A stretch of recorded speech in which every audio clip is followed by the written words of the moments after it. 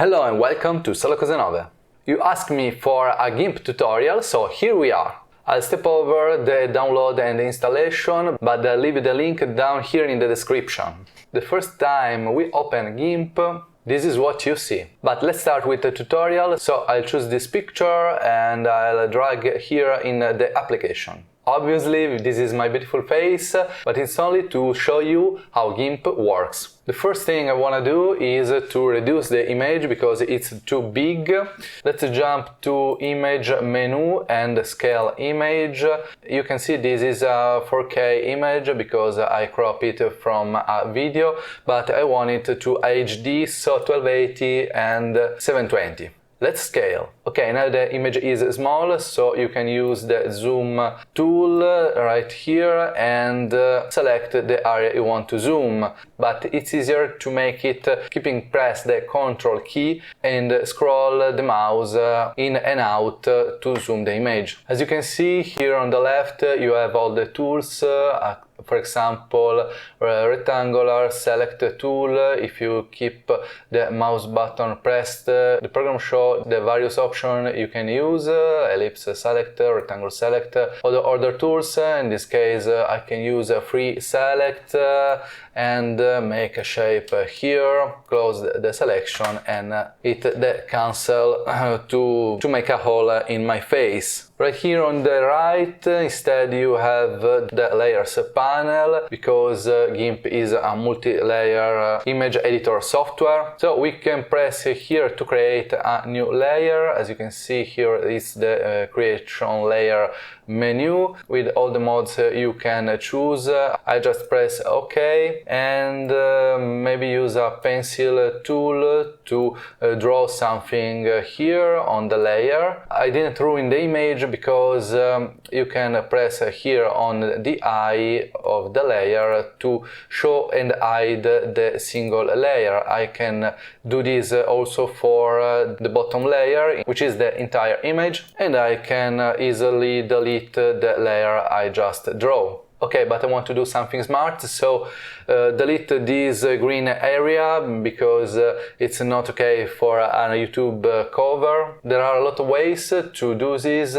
I'll show you my workflow. In this case, I use select by color. Maybe it's okay. I can click here on the green part, but as you can see, not all the green are selected. Of course, you have the threshold here, or you can simply press Shift button and add another shade of green, and so on until all the green part are selected, and I can press Del to delete the green part. Another way could be use the fuzzy select. As you can see, you have here the shortcut of the program. I suggest you to learn them because it's very useful. Another way, with the fuzzy select, I can just click here on the image. As you can see, the effect is like the selection by color. I can easily add another section holding the Shift key on the keyboard and press the left mouse button on another area and select all the area I want. Then press Del and it's the same like before. Here in the picture you can see that there's still a green here on my head, maybe for the bouncing light in the room, or here in the corner there's a little black area which is the part of the green screen I didn't select before. In this case, I just select and grow the white area, maybe 3 pixels. 3 pixels is too much. As you can see, I lose a part of my head, so let's hit Ctrl Z to undo it, and let's grow another time, 1 pixel. Could be okay, but we still have some green. Another time, grow 1 pixel, delete, it's not so bad. I can use the image like this. Right here in the corner you can see that there is still a black point. I can select it with rectangular selection. You can find it here, or just simply type R on the keyboard, select the part you want to select, and then hit Del on the keyboard. Okay, the image is quite clear, but I want to add a background. So I press U on the keyboard to pick the fuzzy select, or you can click here and use fuzzy select, which is a magic wand, and click on the white area. As you can see, all the white area here is selected. Well, I don't want to take the white area, but I want to pick my face. So I must invert the selection. Easy to be done, just click select and invert here. Now I selected the right things, so I just press Ctrl X and Ctrl V to create a new layer. You can see here I have a floating selection, pasted layer, which is not a proper layer. To make it real, I just click here, or Ctrl Shift N to create a new layer. As before, we can show or hide the layer. I can do this with my face, or better with the white part. Let's take the background from a folder. I have it here, so drag and drop here on the application. Okay, we have the new layer here above my face. I can hide it, or I can simply drag it down, and here I am. Okay, another problem is that the new image is too big.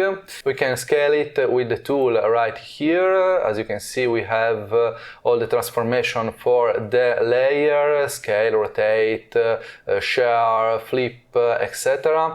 But I usually use scale, sometime rotate.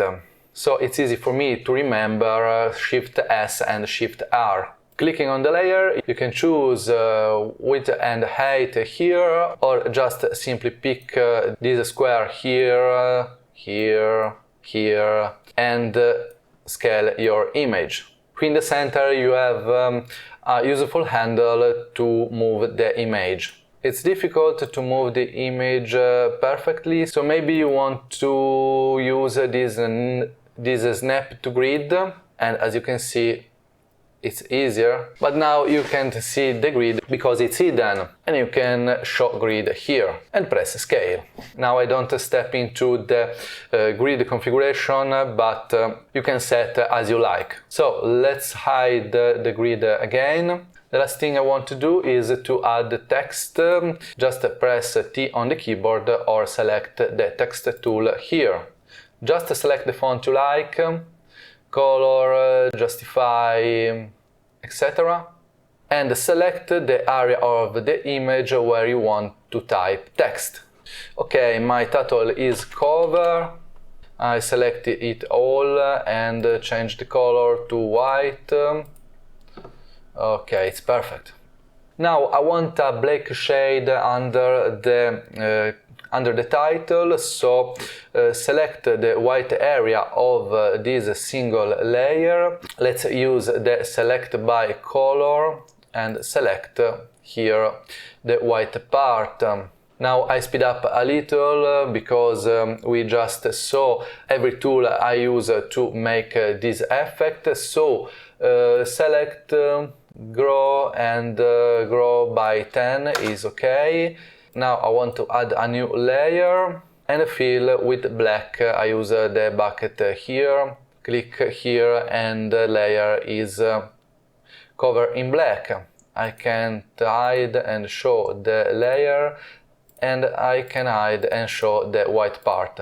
As you can see, the black is over the white, so I must drag the white here.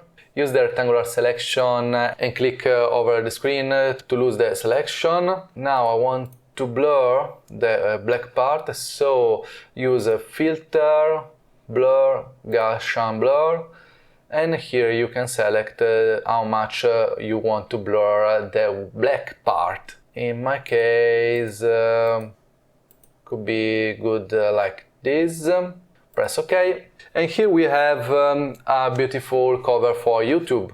Okay, now I want to make more evident maybe this light here, so let's zoom in and use the free selection tool, which is just F for the shortcut.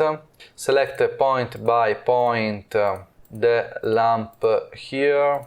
I'm not so precise because it's just a tutorial, and as you can see here the dot turn yellow. If I click here, the selection is complete. Now zoom out, make a new layer, Ctrl Shift N, boom, new layer. So let's just invert the selection and fill with black with the bucket tool, but I don't want to use the black, I want to use red, so let's make it red. Again, select, invert the selection, select, grow, 5 pixels should be okay. Invert the selection again, press del, and here we are, the lamp is more evident. But before moving on, if you like this video, leave a thumb up, subscribe to the channel and turn on the bell so you won't miss any other content like this. And on the website solocosenove.it you can find all about Solo Cose 9 world. Last thing is to export the image. I use export as, I can call it cover, and export. Of course, for every kind of image, JPEG, PNG, there are different configurations, but it's about another thing. So let's click export, and here we are, our cover with evidentiation on the lamp. Okay, it's all for today. Thank you for following me and see you in the next exciting video. Ciao!